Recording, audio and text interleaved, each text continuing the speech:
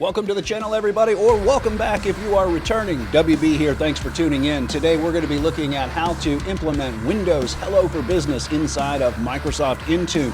If you're enjoying the content, I always encourage you to subscribe to the channel, click that notification bell, like, share, and comments are always welcome. I'd love to hear from the community. And speaking of community, go ahead and join our Discord server, link in the description below. And without further ado, let's not waste any more of your precious time. Let's dive in.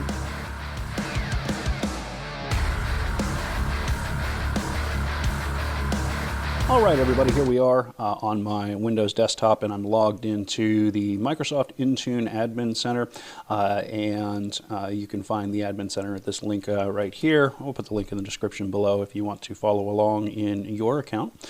And what we want to do here is, in order to get Windows Hello for Business set up, we're going to go ahead and deploy an endpoint security policy, and more specifically, something known as an account protection policy. So let's go ahead.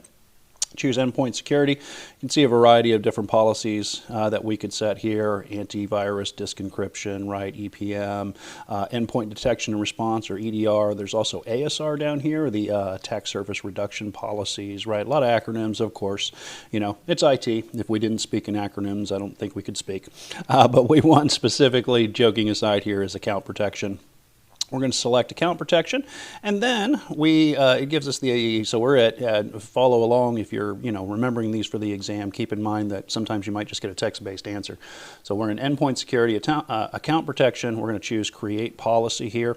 Then it's going to ask us to select our platform. Notice, well, we don't really have an option, which is kind of interesting that they give you the drop-down menu, but hey, they didn't ask me when they were designing this. And then we're going to select a profile here, and specifically, a little bit different than the video that I showed you in, how to enable the local administrator password solution, or LAPS, inside of Entra ID deployed in Windows, or excuse me, in Microsoft Intune. But what we want to do, we're going to do an account protection policy.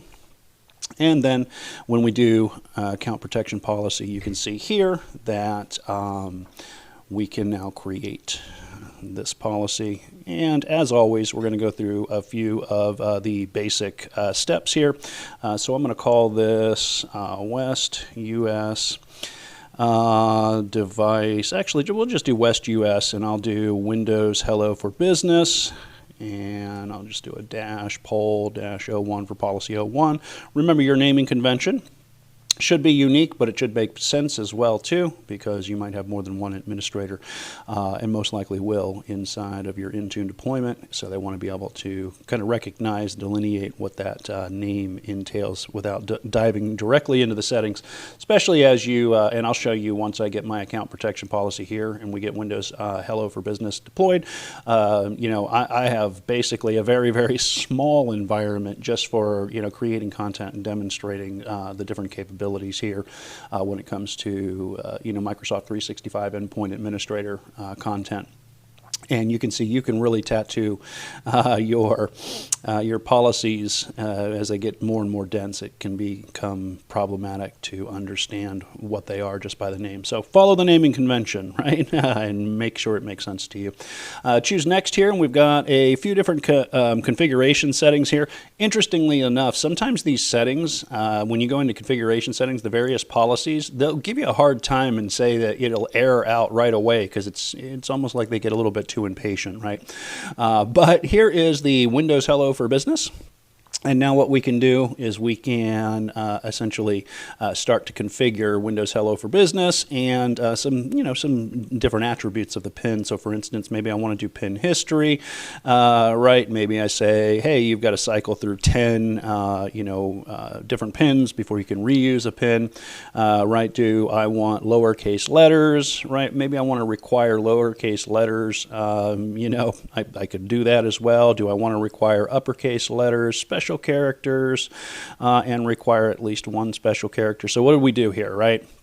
Let's take all the jargon aside. We just we're enforcing that the reuse, kind of like a password reuse inside of Active Directory or Microsoft Entra ID, depending on where you're looking at it, whether you're on-prem or in the cloud, right? And then we said, all right, well, we're going to add complexity to that PIN.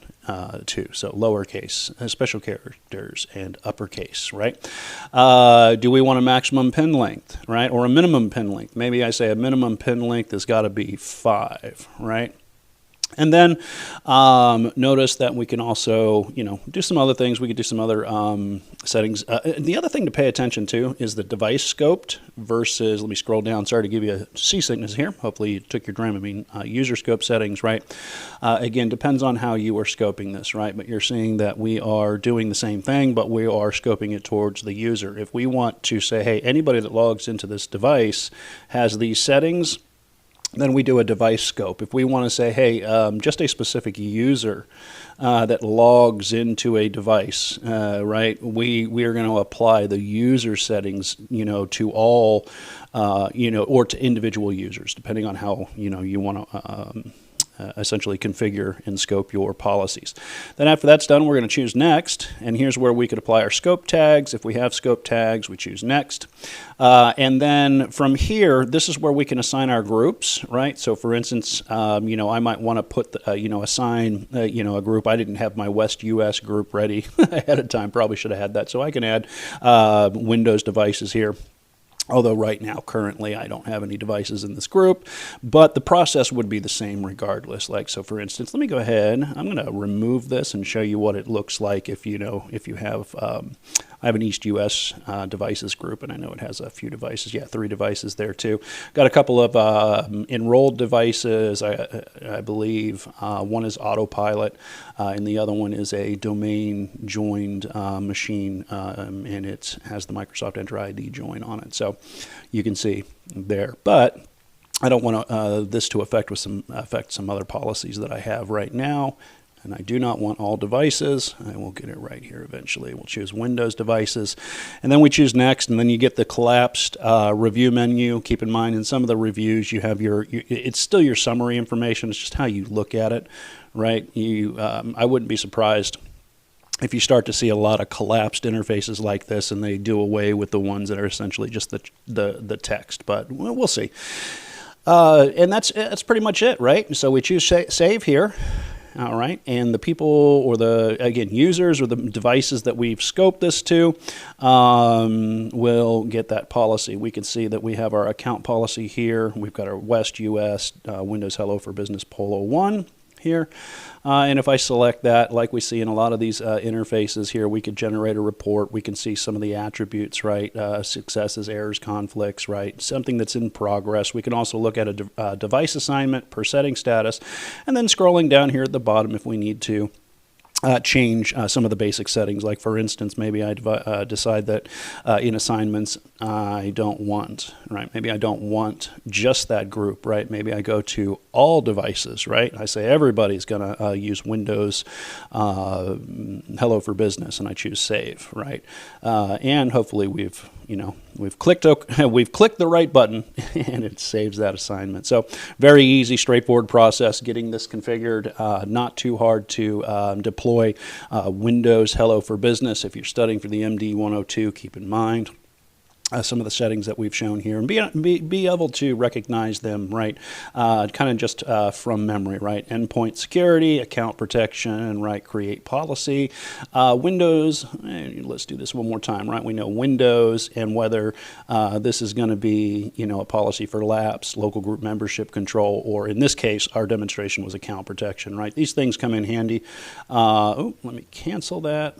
Yeah, we'll go ahead and choose OK to that because they do come in handy for the exam as well. All right, there you have it, everybody. Thank you for tuning in. Remember, like I said in the intro, like, share, subscribe, click the notification bell.